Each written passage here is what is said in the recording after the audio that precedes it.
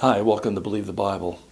Have you ever heard the excuse of someone that you're trying to share the gospel with, and they say, oh yeah, but what about those people who haven't heard this message that you're telling me?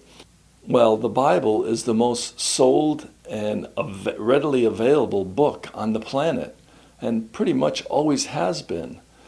And so we kind of aren't with an excuse of not knowing that God is there. Besides, in Romans chapter 1, it tells us that nature itself, the creation, shows that there is a God, and that God also puts within man's heart the ability to know and to know that he does exist.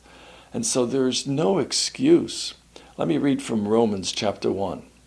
Romans 1:18 through 22 says, "For the wrath of God was revealed from heaven against all ungodliness and unrighteousness of men who hold the truth in unrighteousness." Who hold the truth in unrighteousness. Even though they had the truth, they considered it unrighteous. Because that which may be known of God was manifest in them, for God hath showed it unto them. See, it was manifest in them. Verse 20, "For the invisible things of him from the creation of the world are clearly seen, being understood by the things that are made, even his eternal power and Godhead, so they are without excuse."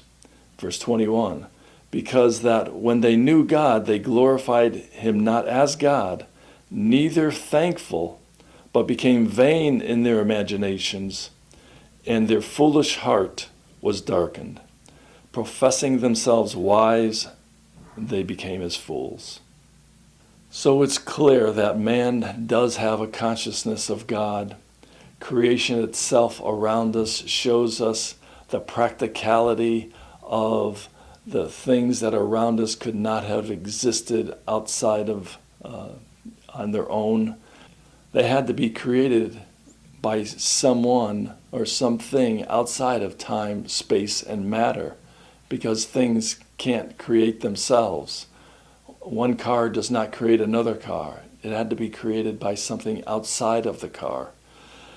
And so when we think that, people haven't heard, the people usually say, oh, those guys in the jungle, they're the dark, deepest Africa. Yeah, well, maybe that's the description of places in New York City that people haven't heard the gospel of the grace of God. There's people all over the place. I witnessed to a gentleman who made a delivery to my house the other day, and he said he never heard this before, but yet he was a Catholic and had the Bible and had access to it, but yet never heard the gospel, the true gospel of the grace of God. That is to believe and put our trust in one thing and one thing only. That's Jesus' work on the cross. His death, shed blood, burial, and resurrection. Those four things make up the work of the cross we speak of. And it's believing and putting our trust in that and that alone that saves us. Hopefully you can see that.